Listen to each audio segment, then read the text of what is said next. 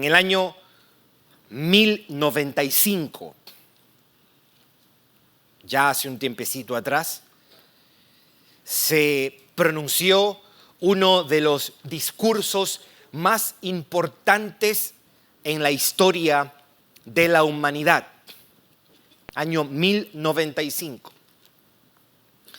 El escenario es que los turcos habían invadido, habían atacado el imperio bizantino y su emperador Alejo le pidió ayuda al Papa Urbano II. El Papa Urbano II convoca un concilio, una reunión.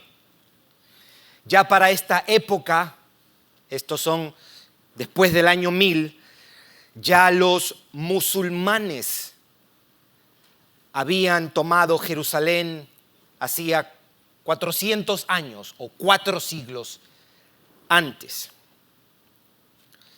Y en este concilio se pronuncia este discurso, el concilio de Clermont, y el Papa Urbano convoca a todos los cristianos a un peregrinaje a Tierra Santa para recuperar Jerusalén de la invasión de los musulmanes y para defender a los cristianos que estaban siendo atacados por los turcos allá en Bizancio, en el imperio bizantino. El discurso usted lo puede encontrar, está en los libros, está registrado en internet, usted lo puede encontrar ese discurso. Una de las cosas extraordinarias de ese discurso es lo que usa el Papa Urbano II para motivar a los cristianos a ir a este peregrinaje que después se ha conocido como la primera gran cruzada en la historia de la iglesia. Y él les dice a la gente, a los cristianos, todo aquel que vaya a defender a sus hermanos y a pelear por la causa de Dios, y la causa de Dios según Urbano II era recuperar la Tierra Santa del dominio de los musulmanes. Él decía que todo aquel que vaya allá y pelee y aún muera en medio de la batalla, decía él, Dios le perdonaría sus pecados y entrarían al cielo. ¿Les suena familiar eso? ¿Sí? Alguien en el público dijo las palabras Deus vult. Y alguien hizo eco de esas palabras y toda la multitud comenzó a decir Deus vult, que quiere decir eso es lo que Dios quiere. Y se convocó así esta primera gran cruzada y los cristianos fueron y marcharon a Tierra Santa.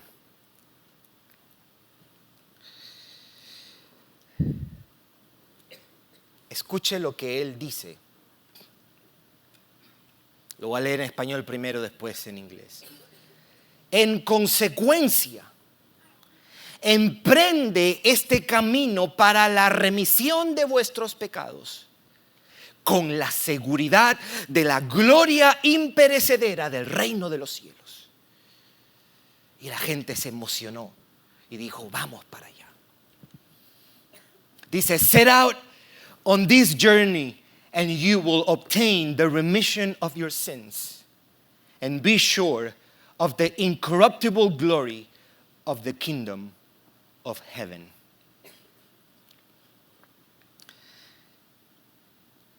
Nosotros no sabemos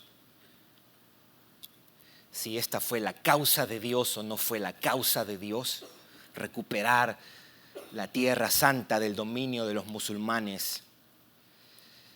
Pero hay algo que sí sabemos, que el Papa Urbano II usó mal la escritura y lo dijo todo al revés. Porque lo que él estaba sugiriendo era, vamos a hacer algo para ganarnos el favor de Dios. Y ese error del Papa Urbano II sigue latente hoy día. Hago cosas para ganarme el favor de Dios. Me porto bien y hago esfuerzos para obtener la misericordia de Dios. Y lo más lamentable es que dentro del pueblo cristiano, evangélico, protestante, hay algunos que miran la vida así. Si hago bien, me va a ir bien.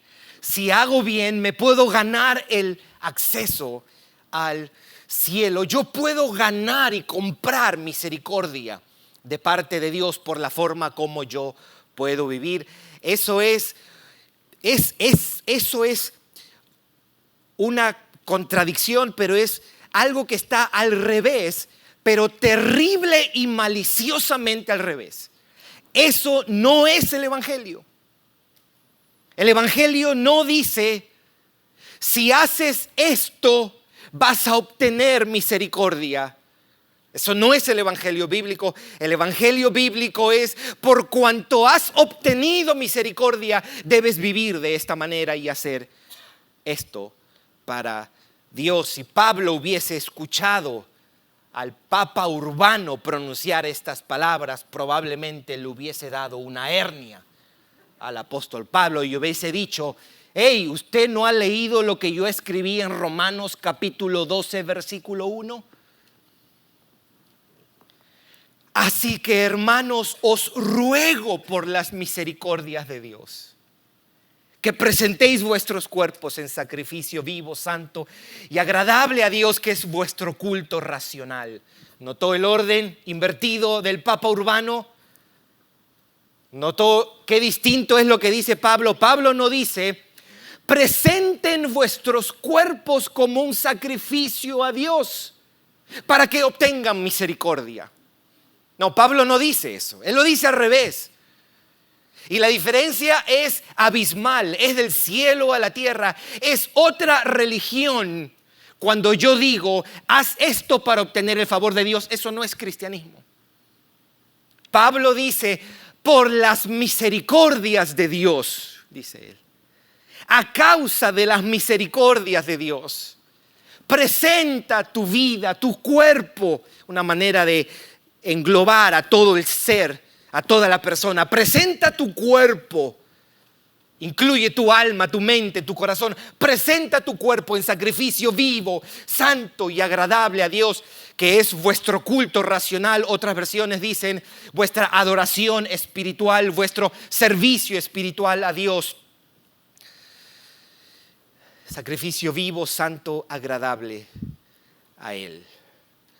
Si yo quería que nosotros leyéramos esto, quería exponer esto para recordarnos de nuestro compromiso con el servicio y en particular con el servicio dentro de la iglesia. Dentro de la iglesia. Hay unas cuantas cosas que quiero decir desde este versículo 1, pero ya sabemos de antemano que lo que está en este versículo o este comienzo es que la misericordia que recibimos requiere una respuesta de nosotros.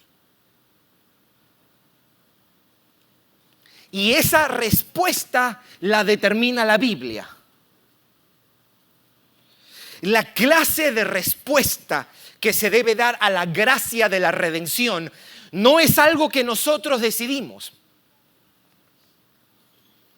sino algo que la misma Biblia describe y establece. O para decirlo de otra manera, la adoración que Dios espera, Dios mismo la establece. Y no depende de nuestras preferencias y no depende de nuestra conveniencia. Él me dice, te he salvado, adórame y yo te voy a decir cómo se me adora. Yo no impongo las condiciones. Dios me salvó, Dios te salvó. Y Él te dice y Él me dice, hey, así es como tú me vas a servir. No es, haz lo que tú quieras y como puedas. No. Esto no es adoración a la carta, donde yo digo, mira, esta parte de mi adoración a Dios no me gusta mucho, esta parte tampoco, esta sí me encanta, wow, cuánto me encanta esta parte. Es Dios quien dice eso, es Dios quien establece eso. Pero el texto empieza con esta gloriosa verdad. Y nosotros debemos dejar que las gloriosas y trascendentes realidades de la existencia nos den en la cara. Que nosotros nos choquemos con estas realidades.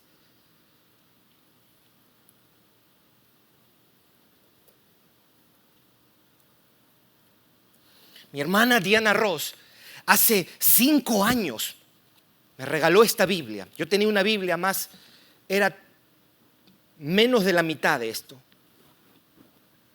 más práctica. Pero con el tiempo he llegado a amar esto porque esto es incómodo.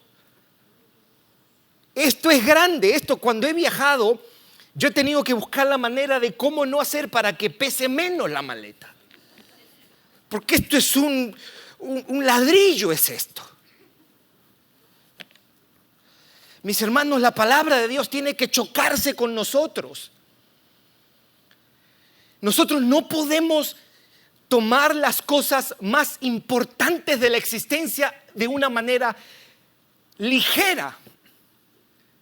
Y debo decir que nuestra propensión natural es a tomar a la ligera las cosas que no deberíamos tomar a la ligera.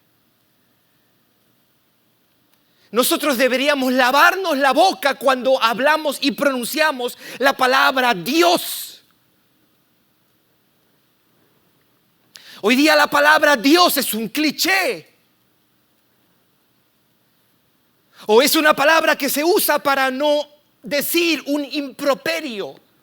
O para no pronunciar una mala palabra. Oh, Jesus, dice la gente. Para no decir otra cosa. Eso es un quebranto al tercer mandamiento que dice, no. Es una manera de quebrar eso. Ahora, no es la única manera. Tomar el nombre de Dios en vano también lo puedo hacer en la forma como pienso acerca de Dios. Decía A.W. Tozer en su libro de The Knowledge of the Holy. Él decía, lo más importante de una persona, lo voy a tratar de traducir después. Él decía, lo que viene a tu mente cuando escuchas la palabra Dios es el aspecto más importante de tu vida. Lo que viene a tu mente cuando escuchas la palabra Dios es el aspecto más importante de tu vida. Decía A.W. Tozer, un teólogo americano en los 1950. Después de leer esto, yo tengo mi versión y yo digo, lo más importante para un creyente de día de adoración es qué es lo que piensa y lo que siente cuando escucha y considera las misericordias de Dios. ¿Qué nos hace la misericordia de Dios? ¿Qué te hace cuando ponderas la realidad de la salvación? Leía con mucha inquietud un artículo el otro día en un periódico argentino donde decían que esta organización que ayuda a lidiar con problemas cardíacos hizo un experimento. Ellos encontraron a un fan, a un hincha de un equipo de fútbol de Argentina, de Boca Juniors, que nunca había entrado al estadio de su equipo. El estadio se llama La Bombonera. Y lo que ellos hicieron fue ponerle Lo identificaron, esta persona nunca había entrado a este estadio, tenía deseo para hacerlo, lo identificaron, le pusieron medidores y todo esto. Y cuando él entra al estadio, su ritmo cardíaco se aceleró. Y cuando yo leía eso, mis hermanos, yo preguntaba: Señor, ¿y por qué no pasa eso con la iglesia de Cristo cuando escucha de la misericordia de Dios y el evangelio y la gloria de Dios y la soberanía de Dios y la gracia de Cristo y de la iglesia de nuestro Señor? Porque no pausamos y no ponderamos. No pausamos y no ponderamos. Nuestra mente está tan ocupada y absorbida. Vivimos en una cultura que entra al carro y lo único que quiere es escuchar alabanzas. En lugar de apagar la radio y pensar esos 25 minutos que te toma ir a Hialeah y pensar y decir: ¿cuánto creo esto? ¿Cuánto me asusta la ira de Dios? Cuánta reverencia despierta en mí la santidad, la justicia, la soberanía, la inmutabilidad de Dios. Y yo no quisiera ser un pastor de una iglesia superficial. No quisiera ser pastor de una iglesia que entretiene. No quisiera que seamos una iglesia de miembros superficiales. Porque ¿cómo vamos a vivir igual si hay un Dios que se ha presentado y está en my face, en mi cara? Y yo voy a vivir como si ese fuese una persona más.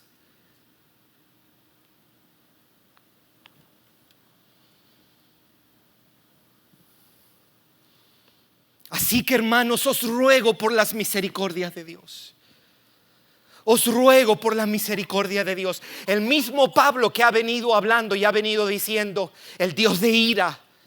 La ira de Dios se revela desde el cielo, Romanos 1:18, contra toda impiedad e injusticia de los hombres que detienen con injusticia la verdad, porque lo que de Dios se conoce les es manifiesto, pues Dios se lo reveló, porque su eterno poder y deidad se hacen claramente visibles desde la creación del mundo, de modo que no tienen excusa, pues habiendo conocido a Dios, no le glorificaron como a Dios ni le dieron gracias, sino que se envanecieron en sus razonamientos y su corazón se llenó de necedad.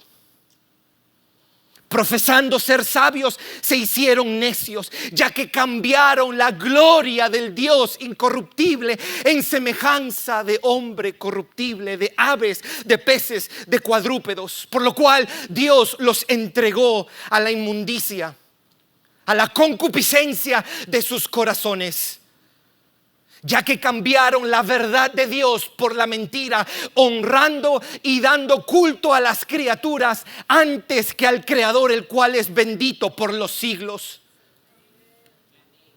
Como humanidad hemos hecho algo terrible, terrible.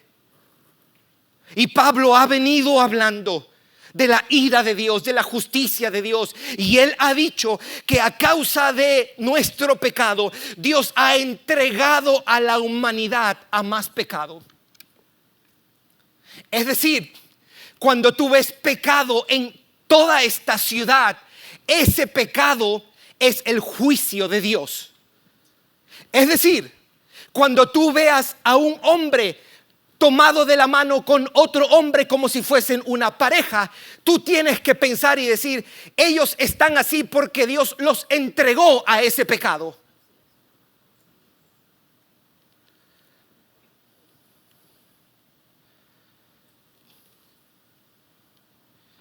Cada vez que tú veas hombres haciendo cosas perversas, tú tienes que pensar en Romanos 1. Dios entregó a los hombres a la inmundicia. Dios entregó a los hombres a una mente reprobada, porque solo una mente reprobada o depravada, a depraved mind, puede decirte: it's okay to kill a baby. Te puede decir: está bien matar un bebé, pero no le hagas daño a mi perrito. Solamente una mente depravada puede pensar de que tú puedes matar un ser humano y que tienes derecho a matar un ser humano que está en el vientre de una mujer. Solo una mente depravada le puede decir a una niña que se siente hombre que está bien y que está bien si ella quiere operarse. Todo lo que estamos viendo hoy día, mis hermanos, no va a traer el juicio de Dios. Todo lo que vemos hoy día es el juicio de Dios. Porque la ira de Dios se revela desde el cielo contra toda impiedad e injusticia de los hombres que detienen con injusticia la verdad. Y Romanos empieza así, capítulo 1, capítulo 2, capítulo 3. Este es un mundo que está bajo la ira de Dios. No puedo pedirte perdón, de aquí no te voy a hablar de 4 pasos para que seas un mejor papá. No te voy a hablar de 5 pasos para tener un matrimonio exitoso.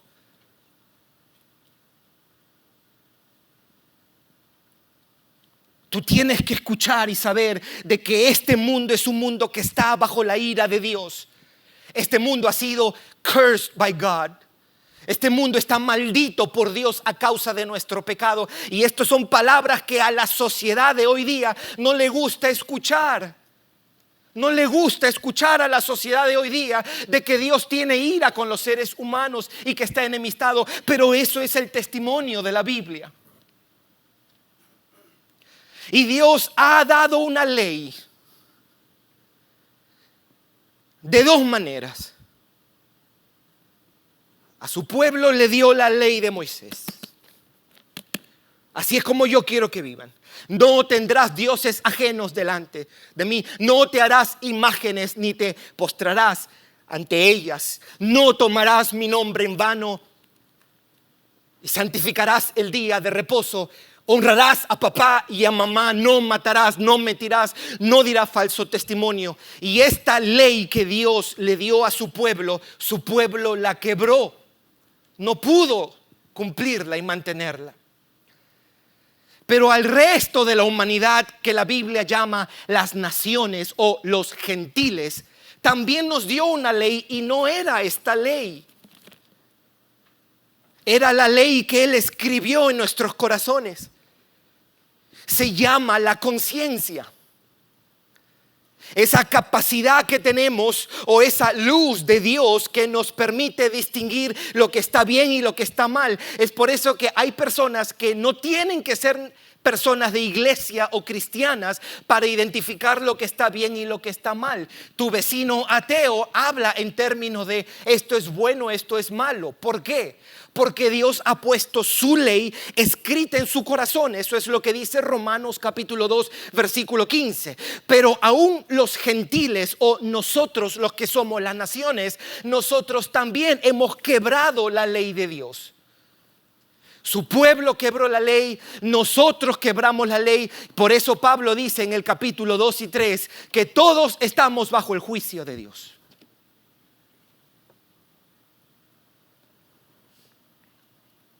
La historia de la humanidad pudo haber terminado ahí.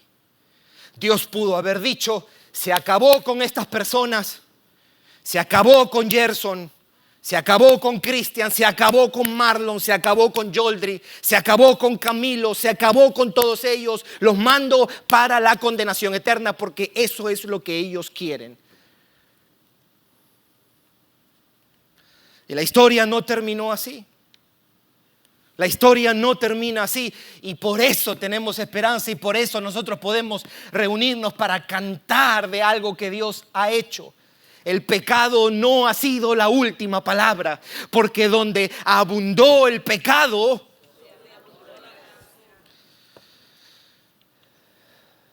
where sin abound, grace increased. Or when sin increased, grace abound. Donde abundó el pecado, sobreabundó la gracia, la misericordia. Y eso es lo que Pablo empieza a hablar en el capítulo 3, 4, 5, 6, 7, 8, 9, 10 y 11 del libro de Romanos. Dios ha provisto una justicia en Jesucristo. Esa justicia que usted y yo que necesitamos para estar bien con Dios, que no la tenemos, Dios dijo, yo la voy a proveer en la persona de mi Hijo Jesucristo. Es por eso que Pablo dice en Romanos 3:21, aparte de la ley que condena, la ley que los judíos quebraron y la ley que quebramos nosotros, que es la conciencia. Aparte de la ley se ha manifestado la justicia de Dios, testificada por la ley y por los profetas. Queriendo decir, de esta salvación que Dios iba a traer, ya los profetas hablaban de esto. La justicia de Dios por medio de la fe en Jesucristo, para todos los que creen en Él. Porque no hay diferencia, dice Pablo, Romanos 3, 21, 22 y 23, por cuanto todos pecaron y están destituidos de la gloria de Dios, siendo justificados gratuitamente por su gracia, mediante la redención que es en Cristo Jesús, Señor nuestro. Lo que Cristo ha hecho es obtener redención para nosotros, y esa redención que Él obtuvo es justicia para nosotros. Puedes tú hoy día en Cristo Jesús presentarte como justo delante de Dios, no por lo que tú has hecho, sino por lo que Cristo ha hecho. Él es nuestra justicia, mis hermanos. Aférrate a esa justicia porque es la única que Dios acepta y es una justicia suficiente. Y Pablo comienza ahora este versículo 1 del capítulo 12 diciendo, así que hermanos, os ruego por las misericordias de Dios.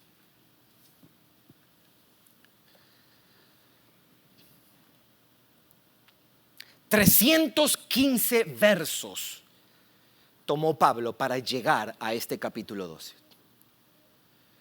Hablando de todo esto que Dios ha hecho en Cristo y nos ha dado.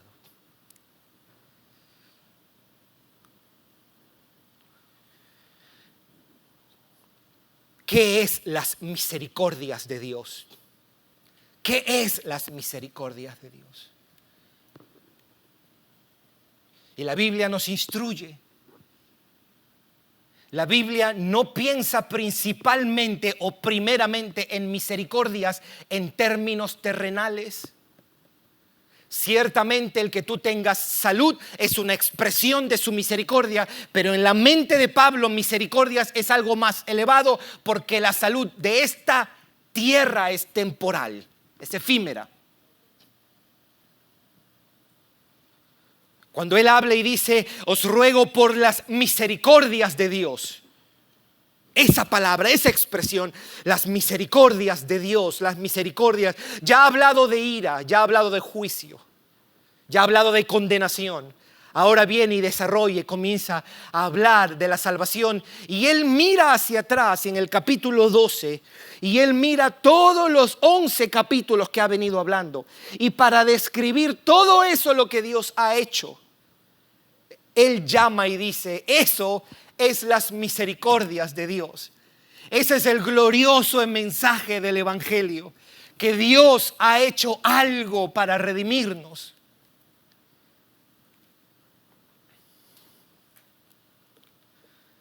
En el capítulo 3 y 4 habla de la justificación por gracia por medio de la fe sin las obras de la ley.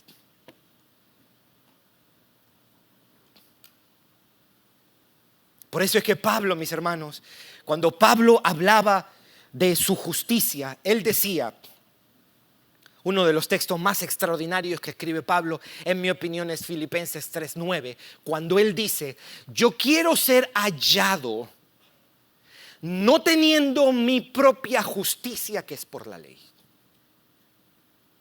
sino la justicia que es de Dios por la fe en Cristo. Él decía, yo no quiero verme, ni quiero que otros me vean, ni que Dios me vea y que cuente mi justicia, porque mi justicia es pobre. Al contrario, yo quiero que cuando Dios me halle, me mire, cuando la gente me mire, cuando yo me mire, yo quiero ser hallado no teniendo mi propia justicia, sino la justicia que es de Dios, la justicia de Cristo, mis hermanos. Aférrate a esa justicia, es suficiente. Cuando seas consciente de tu propia maldad, cuando seas consciente de qué tan pecador eres, y cuando en ti afloren cosas que quizás nunca pensaste aflorarías. Recuerda, tú no eres aceptado delante de Dios por qué tan buen hombre o qué tan buena mujer eres. No los hay. No hay ninguno bueno, decía Jesús. Para de decir, estoy tratando de mejorar, porque no vas a poder. Somos un rotundo fracaso. Por eso es que Jesús decía, bienaventurados los ricos en espíritu, porque de ellos es el reino de los cielos, ¿verdad? ¿Qué decía? Bienaventurados los pobres en espíritu. ¿Quién es un pobre en espíritu? Es alguien que está consciente y persuadido de su miseria espiritual. Alguien que dice, soy un total fracaso, me rindo, no puedo, yo no voy a poder por mí mismo.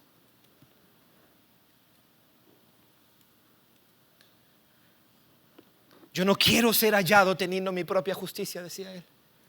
Yo no quiero que cuando la gente me mire diga, wow, pero Pablo, la verdad es que hombre para más piadoso, y por eso es que Dios debe estar contento con él. Decía, no.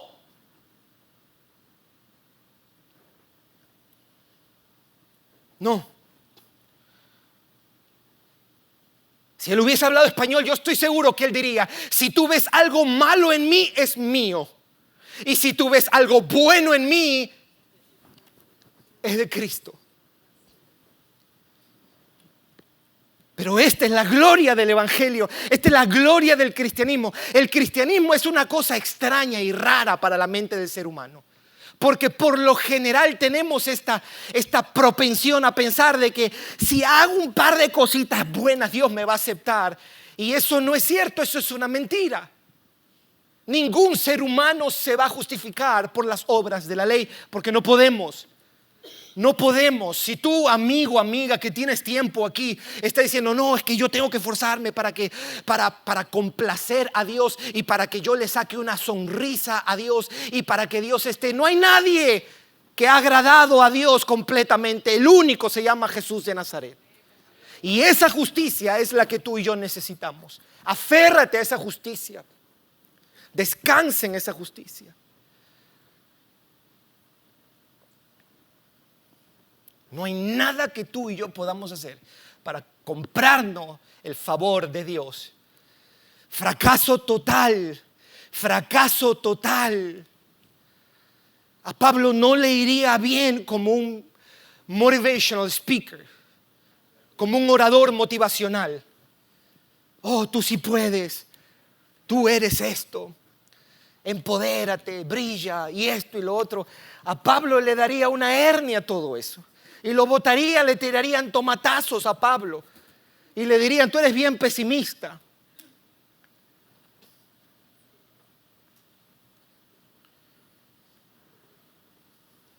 Ese es el mensaje de la Biblia. No hay ninguno bueno. Cuando la iglesia empezó, y como yo empecé a enseñar Romanos 3, que dice, no hay ninguno bueno y no hay quien busque a Dios. Había una doña muy querida, ya no está.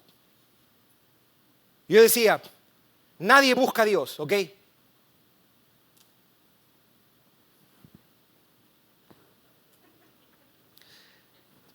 Pero yo sí, me decía. Yo fui que busqué. Y yo le leía Romanos 3, ninguno hay quien busque a Dios. No, pero yo fui. Yo busqué a Dios.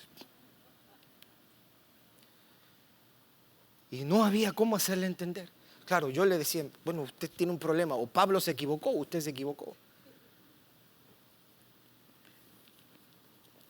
Buscamos hoy porque Él nos buscó primero. Y Él hizo una obra de regeneración dentro de nosotros. Y nos atrajo hacia Él. Y fue irresistible. Fue irresistible. Yo recuerdo mis primeros días, mi esposa y yo comenzamos a ir a una iglesia donde mi cuñada iba en Nueva York. Y esas primeras veces yo era un impío, muerto en mis delitos y pecados, esclavo del pecado, un enemigo de Dios. Pero ahí estaba. Y yo miraba a todo el mundo ahí. Estábamos con mi esposa. Tú también estabas perdida en ese tiempo, mi amor. Sí, estábamos perdidos. Estábamos los dos perdidos. Y yo recuerdo que todo el mundo estaba ahí levantando las manos, adorando y todo eso. Y a mí me daba vergüenza. Entonces yo recuerdo, Marlon estaba perdido en ese tiempo también, yo lo invitaba. Y estábamos perdidos todos.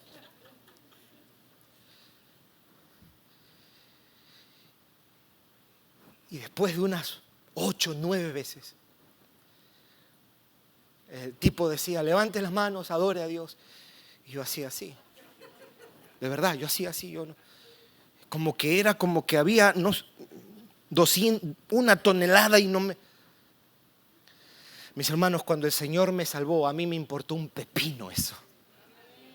Y yo recuerdo la primera vez que yo fui, después que el Señor me hizo nacer de nuevo, a una iglesia, a esa misma iglesia. Y yo sabía que no era la misma persona. Se llama el nuevo nacimiento. Y si tú reconoces, tú dices, ¿sabes qué? Eso es chino para mí. Pídele que te salve. Pídele que te salve. Y no le pidas otra cosa más hasta que Él abra tus ojos y cambie tu corazón, te dé el nuevo nacimiento y te salve. Pídele que te salve y que tenga misericordia de tu alma.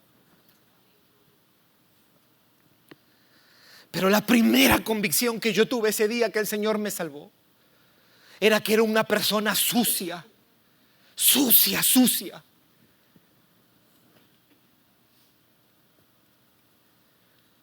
No tenemos justicia. No pienses que eres bueno porque no lo eres. Necesitas de un Salvador. Estás en problemas.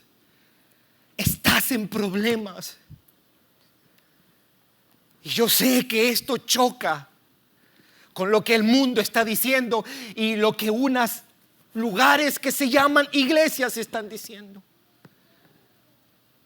Claro, si tú traes una amiga acá que no es creyente y escucha a este tipo decir que usted es una pecadora y usted está enemistada con Dios y que usted se va para el infierno, no va a querer volver, obviamente. A menos que usted haga un buen trabajo de discipulado o el Espíritu de Dios venga y haga una obra. No se asuste si no se quedan. El que hace eso es Dios. Nosotros sembramos, nosotros regamos, pero el crecimiento lo da Dios. Papá, mamá, tú tienes que convencer a tus hijos. Eres un fracaso, mamita. Eres un fracaso total, no puedes. No, me tengo que esforzar para que Jesús esté happy with me. No, don't do that. No hagas eso. You won't make it. El único que agradó completamente al Dios de los cielos se llama Jesús de Nazaret y Él es tu justicia si tú te aferras a Él por la fe y arrepentimiento.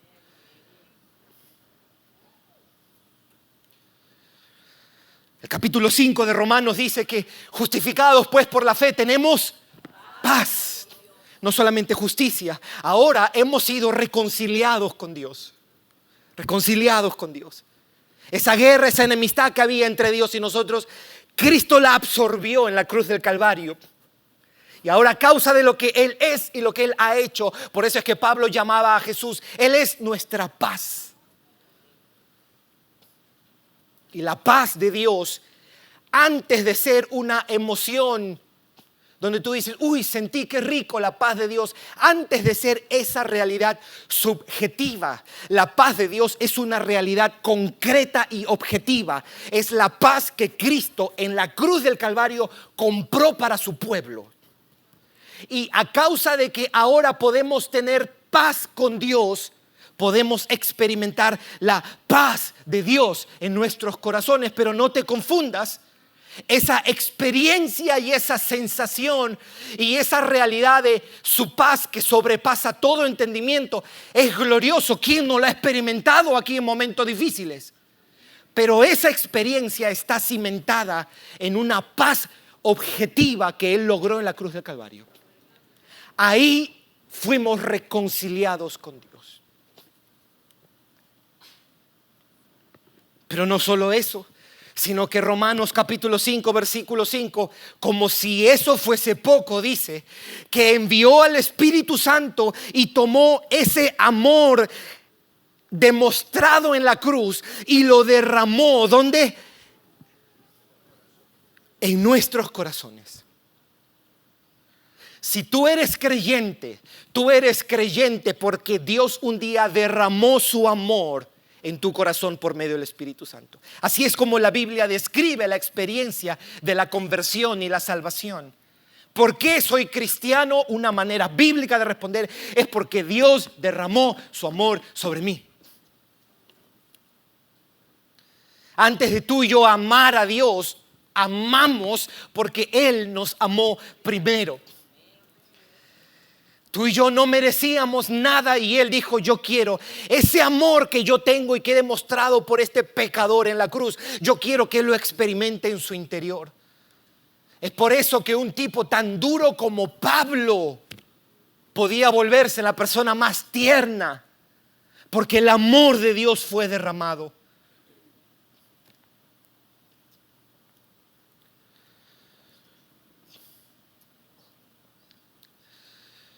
Tenemos la justicia de Cristo. Hemos sido reconciliados con Dios, capítulo 5 de Romanos. Tenemos el amor de Dios derramado en nuestros corazones, Romanos capítulo 5, versículo 5. Tenemos nueva vida, Romanos capítulo 6.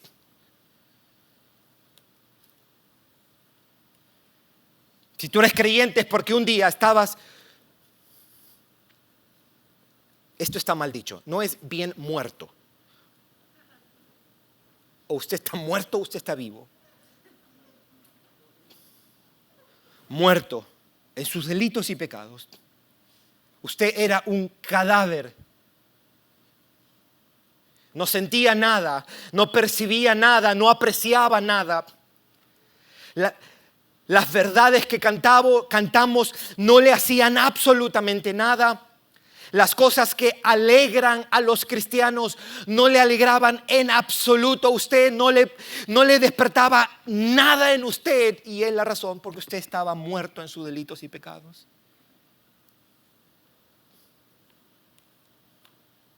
Y Dios te dio nueva vida, Romanos 6. Y no solo eso, sino que usted era esclavo. Es una ilusión hablar: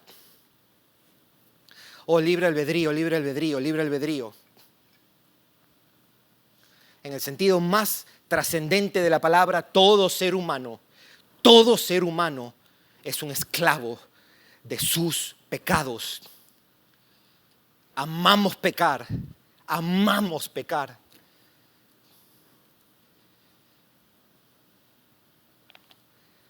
Y a menos que la gracia de Dios venga y nos liberte,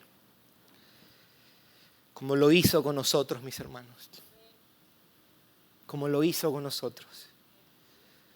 Usted y yo amábamos pecar.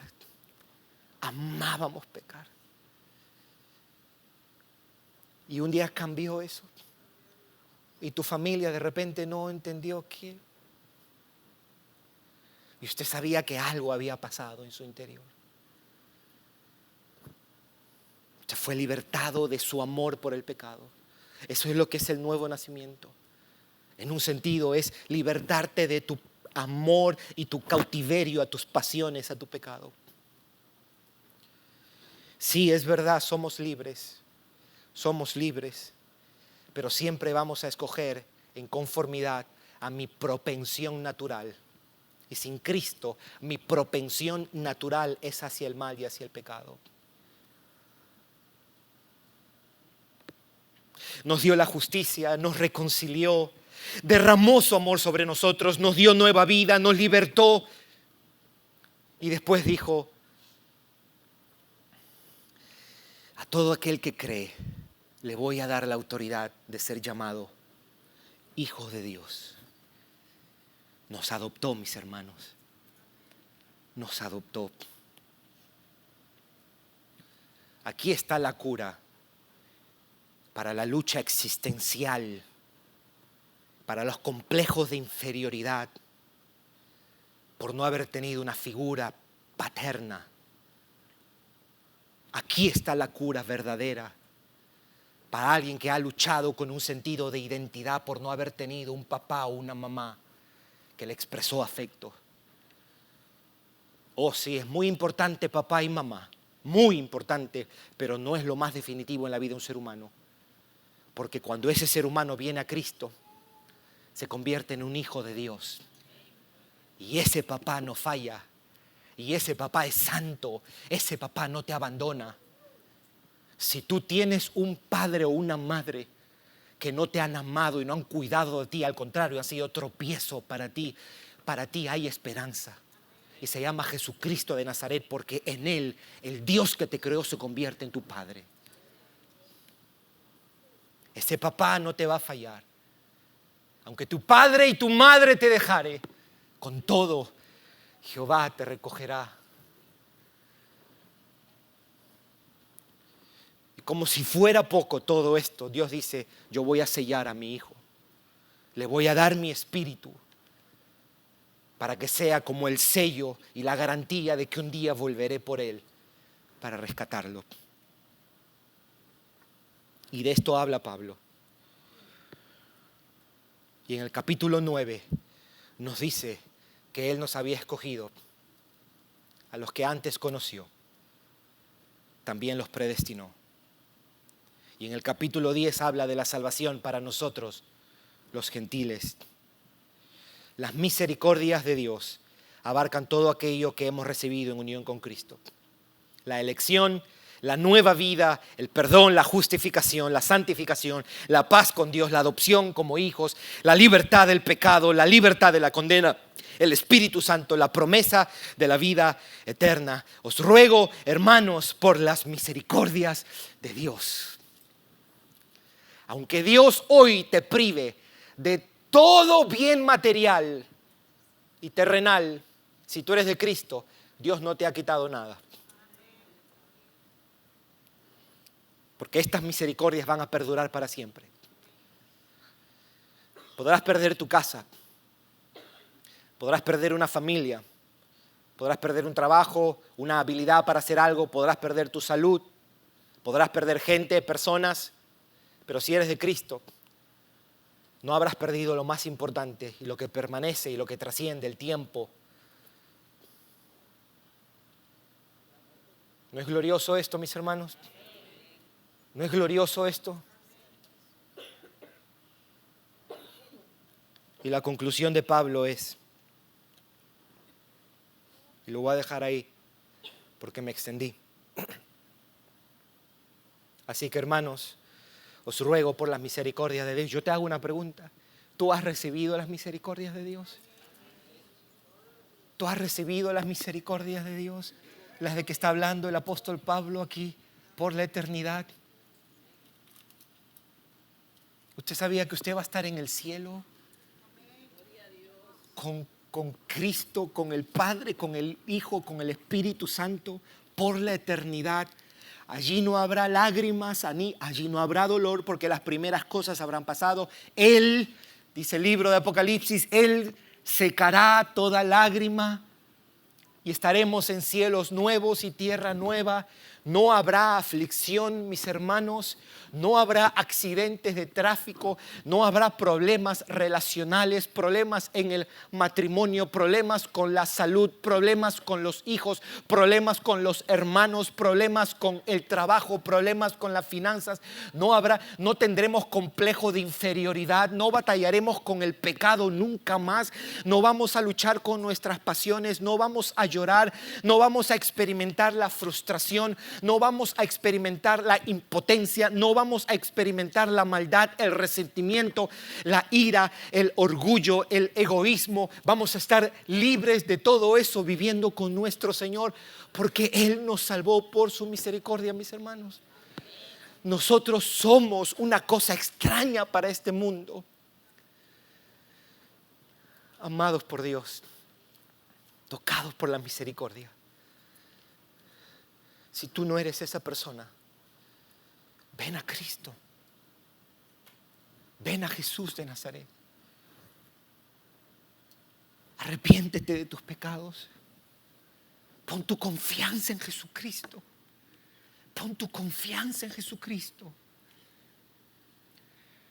No te pierdas. No te pierdas.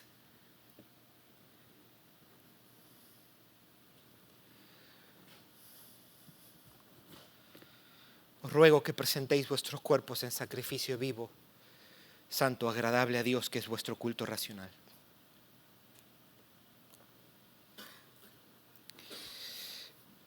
Yo no he avanzado con el sermón, pero la idea era de que aquí está descrito qué significa ofrecer nuestros cuerpos como un sacrificio vivo, santo, agradable a Dios. La semana que viene el pastor José Abelazo, no voy a poder predicar, entonces lo dejamos para el siguiente. ¿Le parece? Yo quiero decirte esto. Dios demanda una completa consagración de nuestra vida. Él requiere una entera devoción, un compromiso de todo lo que somos y tenemos. Debo decir aquí, nosotros no renovamos nuestro compromiso con Dios, porque el compromiso con Dios no es algo que nosotros hacemos, es algo que Dios nos impone.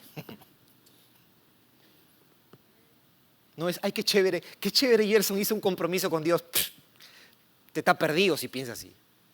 Dios dice, tú te vas a comprometer conmigo. Esa es la clase de vida que yo quiero que tú vivas. Comprometido enteramente. Ok, Señor, ¿cuánto? ¿Los domingos y los martes? No. Ok, domingo, martes y jueves. No. Ok, domingo, martes, jueves y también 10% de mi salario. Ok.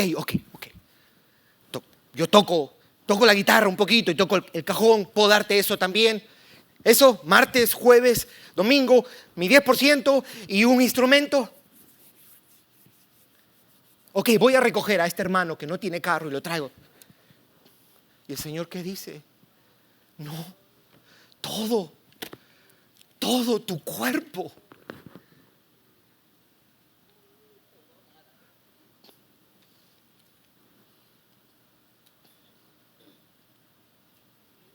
Escuche las palabras finales de Urbano II cuando exhortó al pueblo a ir a Tierra Santa, a rescatar a los cristianos y a rescatar los lugares santos. Él tomó Romanos 12, versículo 1. Y escuche lo que él dice. Quien por lo tanto determine en esta santa peregrinación y haga su voto a Dios a tal efecto y se ofrecerá a Él como sacrificio vivo, santo, aceptable a Dios, llevará el signo de la cruz del Señor en su frente y en su pecho. Por eso es que se le llamó a ellos los cruzados, porque el Papa Urbano dijo, cruz aquí, cruz aquí.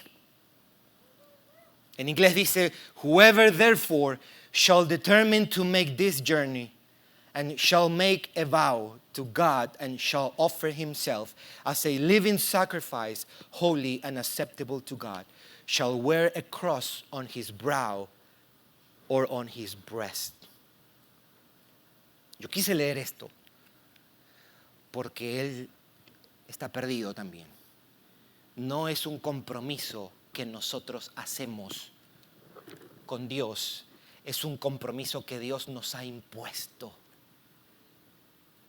Y lo que hacemos hoy, si usted recordó bien, yo dije, vamos a recordar el compromiso que tenemos con Dios. No es, ok, ahora el 2023 yo me comprometo. El compromiso, usted y yo, ¿usted de Cristo? ¿Usted recibió la misericordia de Dios? Bueno, Dios ha decretado que usted tiene un compromiso con Él.